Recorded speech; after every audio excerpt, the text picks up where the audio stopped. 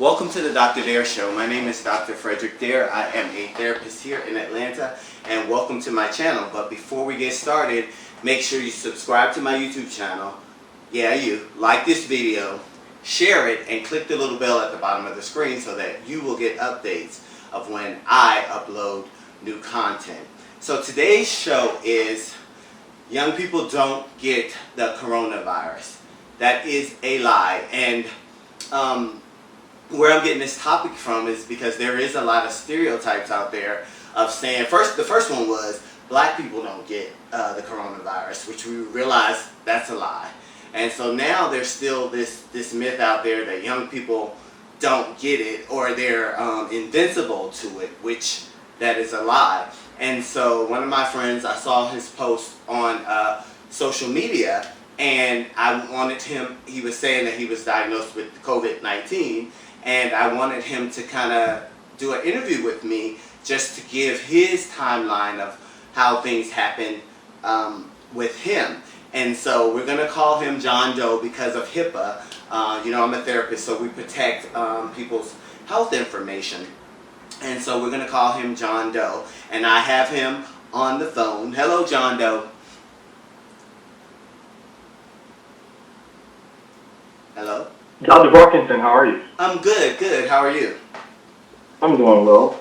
Okay. And so I just wanted you to give us a timeline of your experience with the COVID-19, as much as you want to.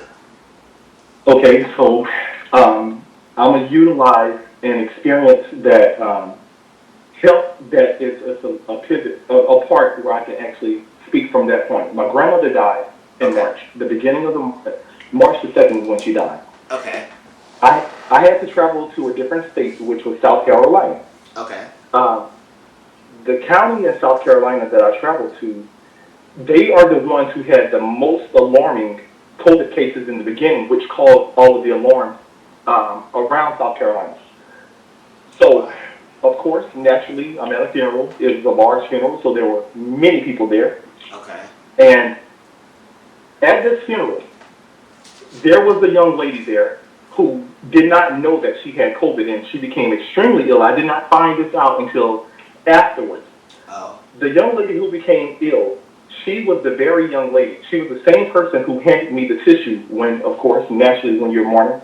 She was the one who handed me these tissues that I, held on to for the duration of time. Okay. After the funeral was over with, it was on a Sunday, I went home, to my dad's house, and I noticed that I wasn't feeling well, but I wanted to call it, it's the pollen. It's the pollen.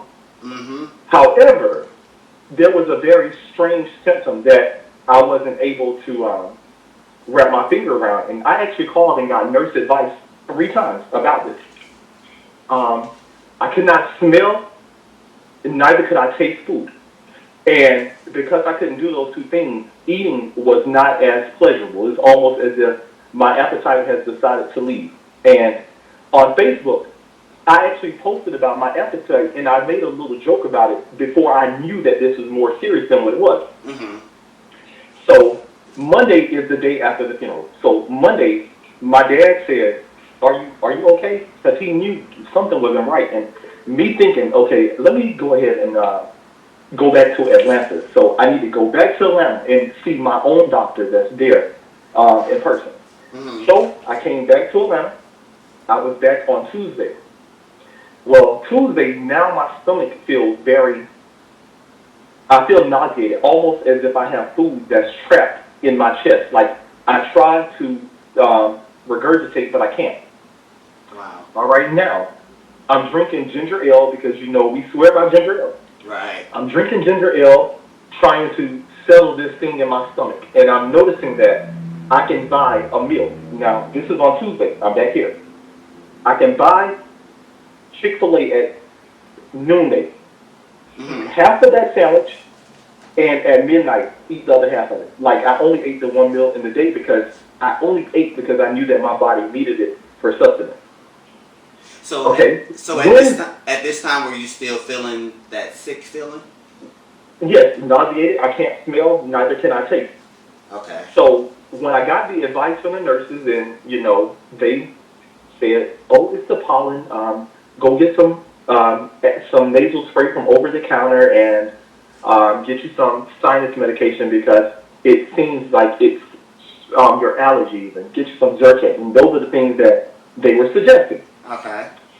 All right, so I took these medicines, but when I took the medicine, now the very next day, which is this Thursday, my body is aching, like my legs are hurting.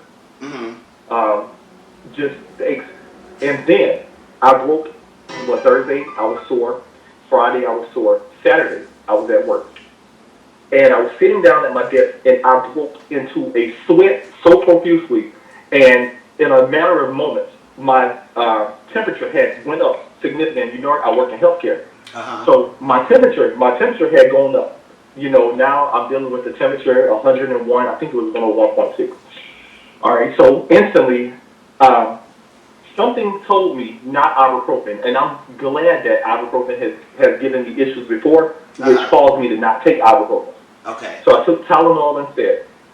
Well, when I took the Tylenol, naturally, us as a male, you want to stay strong, and I swear by ginger and turmeric and things of that nature. So now here I am drinking emergency, things of this nature, because I know that something is going on inside of my body.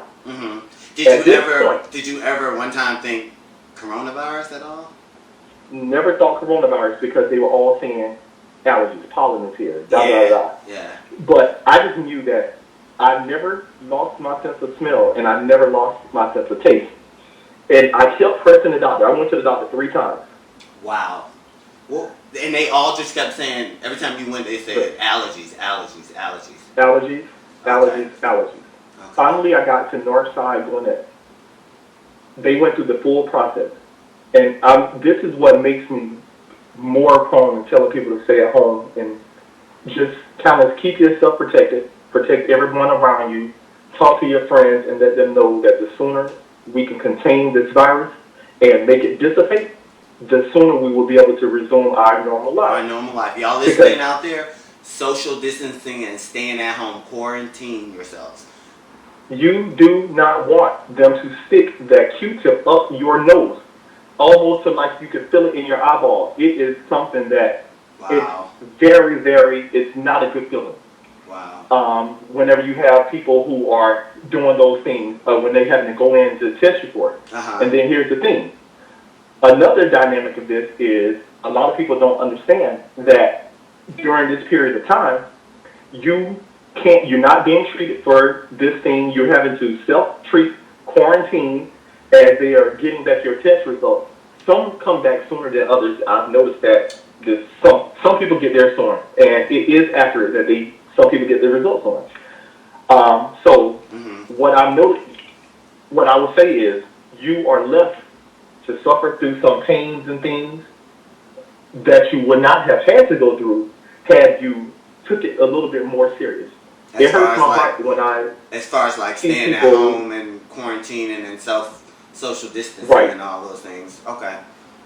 It's important because I know a lot of people whose families have been impacted drastically by this.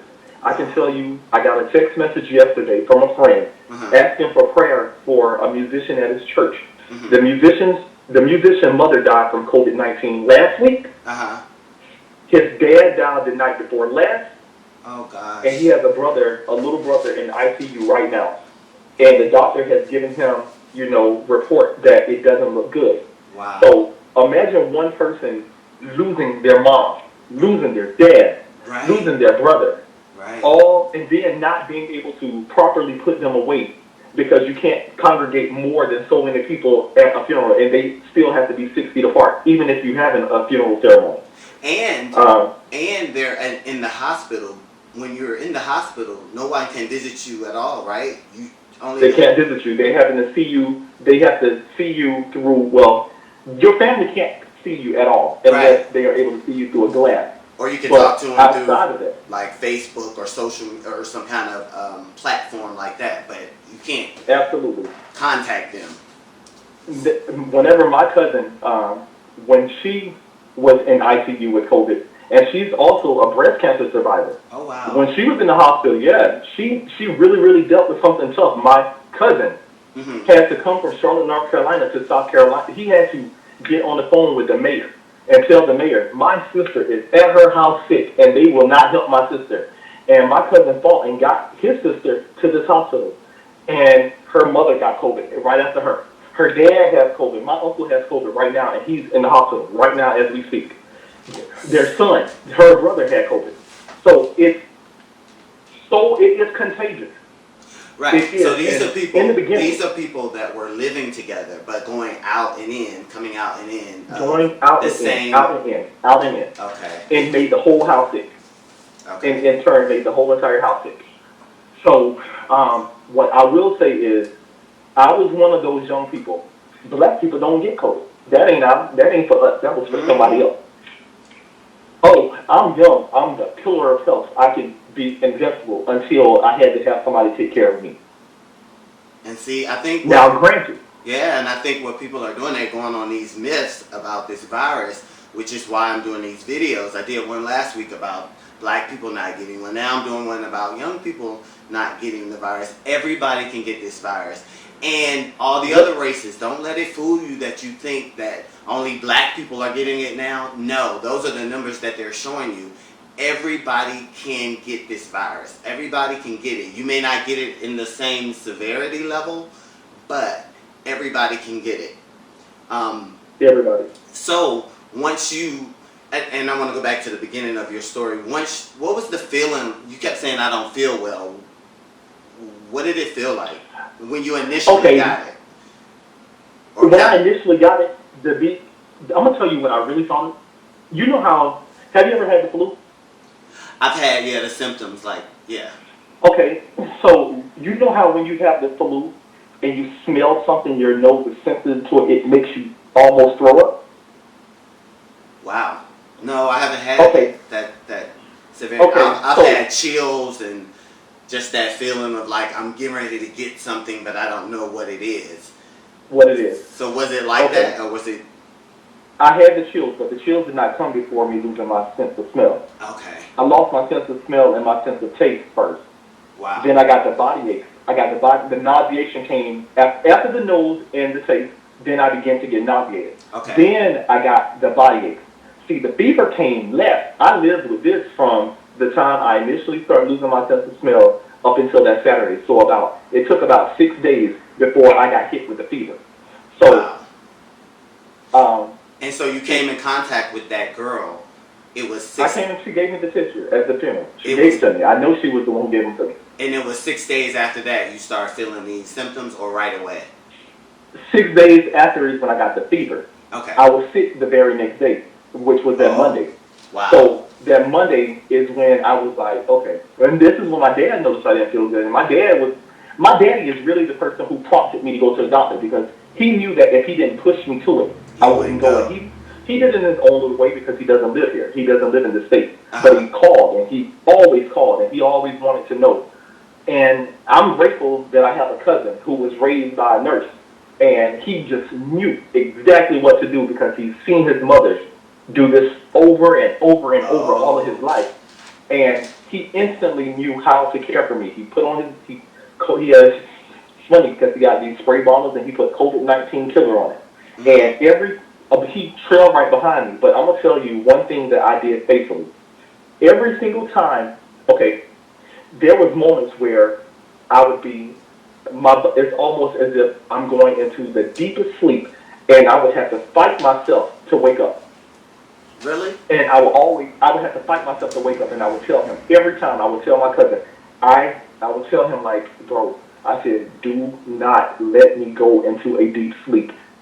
Monitor my sleep, because it was scary. It was a very scary thing. I went to sleep for like 4 days, not knowing if I was going to wake up for real, because it was such of a deep sleep, as if my body was just that tired. So after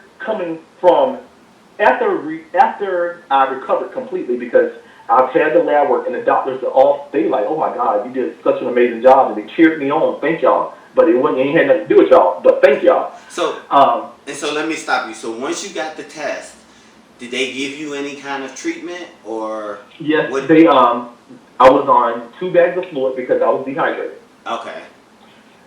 They gave me Motrin because I literally just fussed about the ibuprofen. I would not allow them to give me ibuprofen. Is that because you They gave saw me, all the stuff on social media about ibuprofen? Is that yes, okay? it is true. Ibuprofen does not work well with COVID patients. Okay. It's something about it makes you more susceptible. It feeds off of it. So you're actually, instead of making the virus go away, you're giving it more life, Okay. like boosting it by. So I went up against that, and they still managed to give me a prescription for it. And I asked them, why would you give me a prescription for this when I told you guys that I don't want I'm it. not taking this? Right. So they gave me Alka-Seltzer Colon Plus, of course. They gave you flu types of medication. Okay. And they gave me a medication to keep me from being nauseated. I want to say it was called ondansetron or something of that nature. Okay. They gave me that medication to keep me from being nauseated. And there was another symptom that I had, and I think that the symptom was more so from dehydration, and it was a headache. So they gave me Imitrex, which is actually a migraine pill, but they said that it works for those extreme types of headaches. So they gave me that. I So took it the sounds Imitrex. so it sounds like they were giving you treatment for each little specific thing you had going on, not specifically Absolutely. COVID, because there's no cure for COVID. Everybody out there, so stay home. But go ahead. I just wanted to. No, you're absolutely right. There's no cure for it. So you are left to battle this thing. And, like I was telling people, one thing's for certain, you must have a strong mind. Strong mind, because it's required.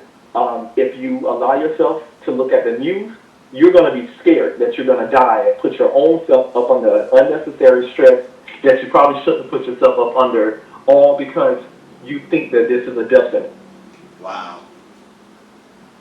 I can tell you now. Today is April the 15th? The 15th. Happy birthday to you, sir. Thank you. Today is April the 15th, and between March the 2nd and April the 15th, I feel like a brand new person. Wow. But I did not feel like this brand new person until the very end of March. So I was sick for a long time. One thing I'll tell you, that what took me the longest time to recover was my voice. Your what? It took about 3 weeks. It took about 3 weeks for me to get my voice back, because I didn't tell you that part. Your what in back? the process of me losing, I lost my voice and everything. My voice is so raspy. Your voice. Wow. Yeah. And it was very bad. And see, what I want to tell people is that, yes, they have symptoms listed like on the CDC website, but I've heard from several people, and me being a researcher, I know that they do not have all the symptoms yet, because this is a new problem for all of us. We've never experienced it before. So in order for us to do research, in order for us to get an answer, we have to do research. That means looking at all the data, looking at, like John Doe here, looking at his portfolio of how his symptoms operated, and that's how they develop symptoms. They do not have all of the symptoms yet, because this problem is not resolved. I didn't mean to get off on this tangent, but I did want to make you're right. I wanted to make that point. I think... Go ahead. No, you're right. The symptom list from the CDC, if I'm not mistaken, I can be wrong, you will have to verify it. But it started off with 3, but now it's 6. You understand? And it's, I just went out there today, and it's still only 3. They still only saying fever, cough, shortness of breath, and then from the incubation period, you may start feeling it 2 days to 14 days after you got in contact with it. That's all it said today. Now I heard the smell that you mentioned, you lose your sense of smell and taste, and I heard something I thought about pink eye actually, but don't quote me on that. Go to CDC website, because the only thing I saw today was still those 3 things. But you were going to say those 3 symptoms. Yeah, those 3 symptoms.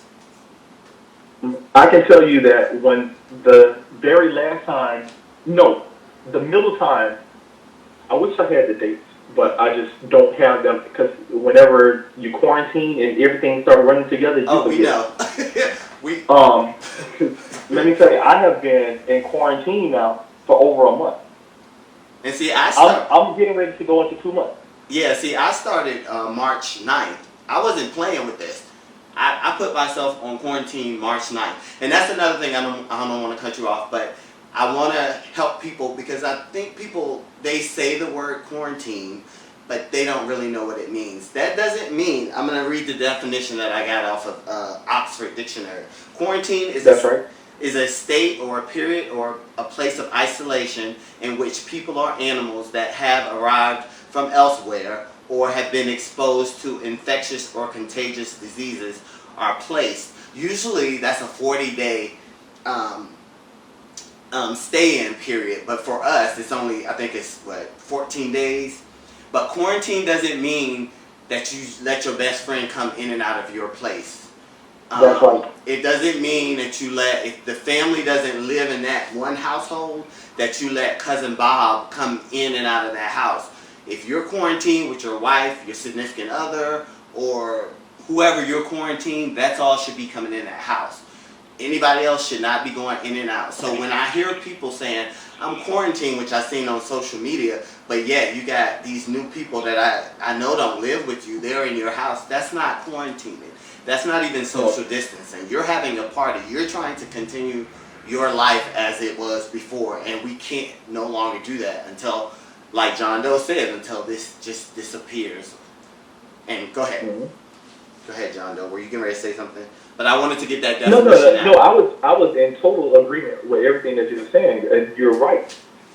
Yeah, because I think a lot of people, even with the social distancing, they say 6 feet apart. I say 21 because I've seen 21 because I think when you're talking or laughing or breathing, those respiratory droplets that CDC talks about, they can go, I think almost 12 feet is what I thought I read earlier today. That they say 6 feet, but each time I hear something, it's different. So for me, just stay away from people and wear a mask and social distance yourself.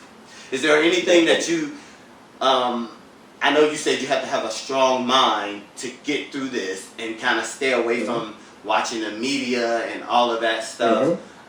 Is there anything else that you would recommend to people to do? Absolutely. Okay. I'm going to tell them what I shared with other people. So this is what I share with other people, and these are the things that I feel significantly.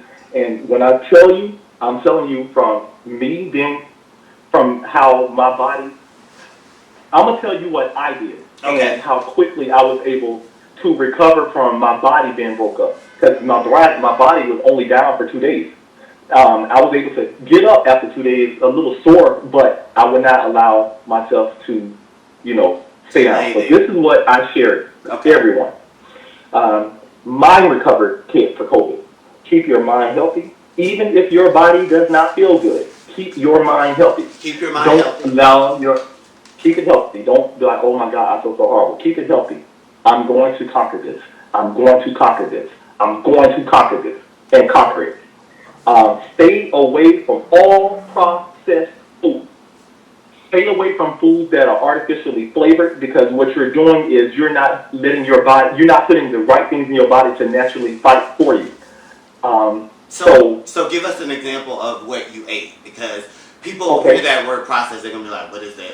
I mean, I know what it is. I know it's like meat that's like lunch meat and stuff that's been processed by a company. But what type of stuff did you eat? Just to give them an example. I ate a lot of leafy vegetables, green leafy vegetables, cabbages, Brussels sprouts. I ate a lot of Brussels sprouts, bell peppers, onions, rice. I ate rice with the vegetables mixed up in it. Fish. I did eat fish. Okay. Fruit. Pineapples were my favorite, although I did not get the full enjoyment out of them. I still ate them anyway. I did a lot of teas because I know that if you put lemon in tea, lemon properties, they turn alkaline. Yep. So you're putting the alkaline properties into your body. Okay. So leafy vegetables, fruit. You want to do vegetables and fruit. And if you are someone that's vegan, you're doing great. And that's me right now. I'm trying to be. So, so what your process non-processed food sounds like it's food in its original state that hasn't been touched by anything. Like food that hasn't been touched. gotcha. Okay, what's the next thing? Mm-hmm. So you say keep your Um, mind healthy, drink stay away from processed foods. Okay. drink plenty of fluids, water, and as much water and natural juice. Um, I would say all the way down to if you are a person who may not be familiar with alkaline water, I Mm-hmm. can tell you now that alkaline water will significantly help you. Okay. All right, so And, alkaline water and helps, guys. and for Uh, people out there, if you go to purchase water, it should say it on the container if it's alkaline. So yes. go ahead. Um, there's a tea you can make.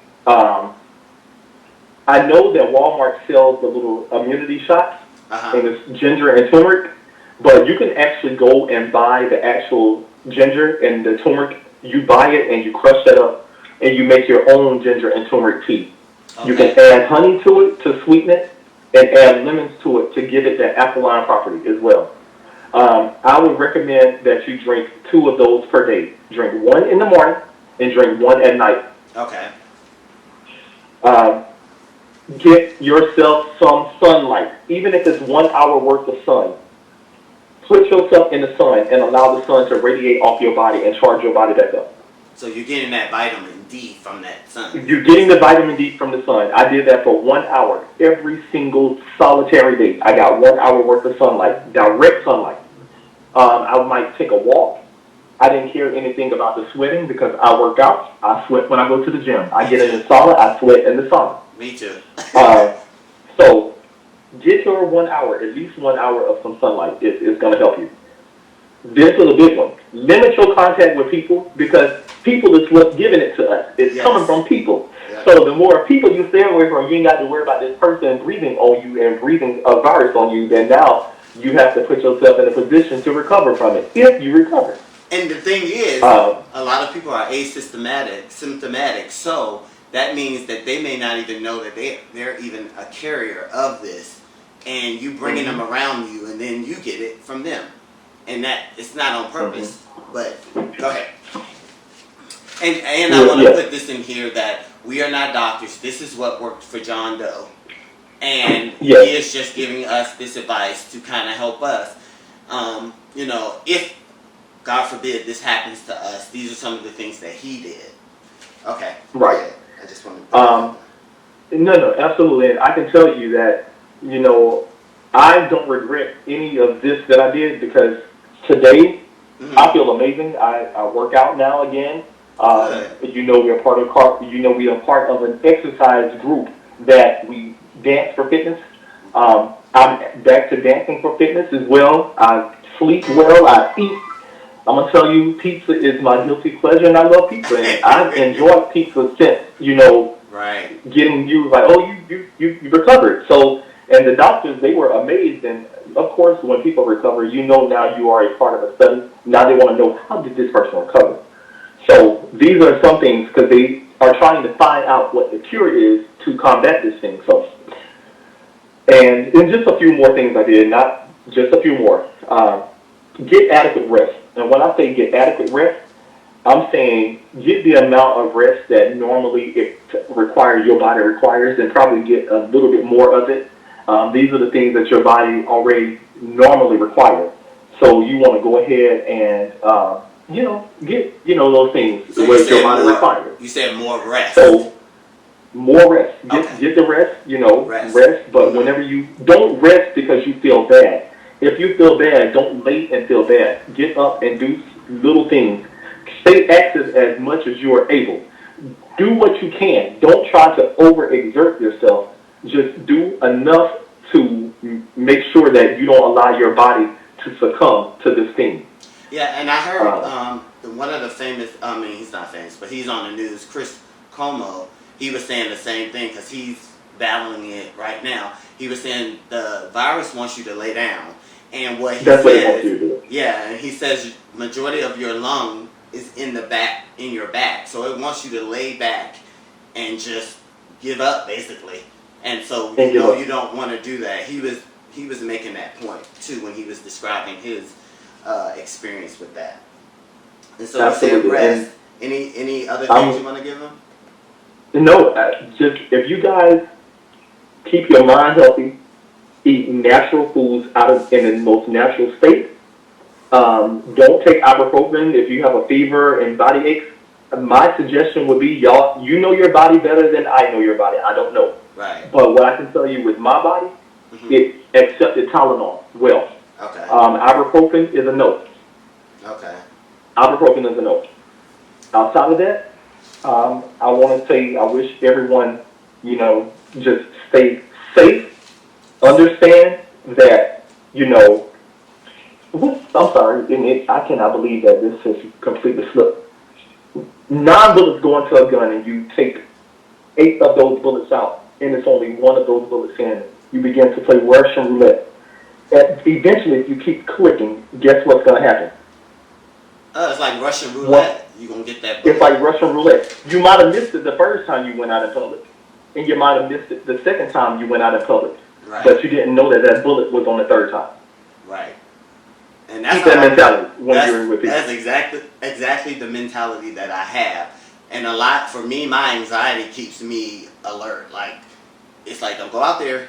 Don't stay out there too long. Even when I'm going to the grocery store, I have my list already ready, so I know to run, get what I need, and get out of there. And then I come home, I probably overdo it, but I leave my shoes outside, I take a full shower, I throw my clothes in the washing machine, and then I go take a shower, and then I wipe down all of my groceries that I've had with a Lysol wipe. And I let them sit for a while, and then I put them up. But that's what I've been doing. That's called standard precautions, is what that's called. That's called standard precautions. Okay. And my thing is, I am not going to ever say a person is going overboard for making sure that their environment is clean. Yeah, so I'm making myself feel good about going out into a place, because I wipe my keys down, my credit cards down. Yeah, I'm doing it all. And then the shoes. Let me tell you. Go ahead. No, you say your shoes. And my shoes I leave outside, and then I let them sit out there probably like an hour or 2 in the sun, and then I'll bring them in and I'll wipe them down. And I don't wear those shoes around my house. I'll put on other shoes, but those shoes are just for going outside and stopping at the door, and then that's it. And like I said, that's just been my practice, because I feel like we really don't know, and the scientists right now, they don't really know how all of this can spread. They're still researching. Nothing against them. I've been a researcher. That's why I have my dissertation, because I understand how knowledge is built, and it's built on you find a problem that you can't solve. You interview the people who survived COVID, like I'm doing right now, and then the other part of that is the scientists do autopsies on the people who passed away, and then they get the results. They see what was in common. How did this person catch it? How did this group of people catch it? How did what symptoms did they have? What underlying issues did they have? Stuff like that. They start looking at common themes when they're looking at all the people, and then they create this knowledge, which is why they don't have anything for COVID. They're working on a vaccine, but it's still not there. But that's the process that they have to go through. So that's why I'm really cautious, because I realize they don't know. I stopped exercising outside myself because I got nervous. But then the other day I saw an article saying it could potentially spread by somebody running by you, because they're running, so they're breathing extra hard, so those respiratory drops could be going. And they're so small. They're small and they move through the air, right? And so, even though that's probably still under investigation or whatever, but my point is, the people that are in charge, the scientists, the researchers, all of them, CDC, all of them, they're still investigating this, so they don't have any definite answers. So, John Doe, is there anything else you want to leave with our audience today? I thank you for coming and sharing your story. No, all I'll say is, take care of yourself, take care of your loved ones, and take care of your neighbor. Yep. And leave those stereotypes behind, because they're not true. Don't ever think you're invincible and go out there, oh, I'm white, and now all the black people are getting it, so I'm white, I'm not going to get it. That's not true. You're setting yourself up for something you don't want to get involved with. I'm young, I can go outside because it's just getting old. No. That's not true. It's not true. So people typically don't take it seriously until they are directly impacted by it. But right. don't wait until you're directly impacted by it, because you may be having to have a memorial service for a family member because you can't attend a funeral. Right. That's what people don't realize. I know it's boring sitting in the house, but I would rather be here than in an emergency room or in a morgue. So let me tell you, do you know, I know more about my house than I've ever known since I've been here for this 30 days. Look, I do. I know so much. I know so much about it. I know, like, okay, I didn't even know that was right there. Oh, this makes sense. Oh, I see now why they built this way. Because I don't have anything else to do, and I refuse to put myself in another situation. Yeah. My job, they were very, very, very expedient when they found out that I fell ill. They were quickly moving, and guess what the result is? None of us have to work in that office together, and it's separation. When you are there, you have to go through screening first before you get inside the building. But they allowed a lot of us who are able to work remotely to work remote. And that's so excellent. You know, we got a whole team, we got a whole entire organization almost at home. So because it's not worth it. If you could work from home, they should let you. I work for a great company too. I've always worked from home. I've been working from home since 2015. So the work from home part is nothing new for me. But I did a video last week about working from home and strategies to kind of help you get through that if you're struggling. So everybody out there, check that video out. But I want to thank John Doe again for sharing his story, because we could probably talk on and on and on and on and on. But yeah, I'm sure. Please share this video with people, because it's informational purposes. Again, we are not doctors. We're just sharing John Doe's experience just to let you know how he handled having the COVID-19, the coronavirus. And we just wanted to share that information with you. I'm Dr. Dare. Have a blessed week. Stay inside. Continue to practice social distancing. Really quarantine yourself. Don't bring your boyfriend in your house or your girlfriend in your house. You just have to wait till this is all over. I know it's hard. But we have to support each other. This is the thing that we have to do for each other. We can't be selfish in this fight against this invisible enemy out there. Because when I look outside now, I have a different perspective. To me, it's a war ground out there. And you don't need to be out there in the midst of a war without ammunition and a gun. So, thank you again. And thank you, John Doe. And thank you. That was a great show. And we're out.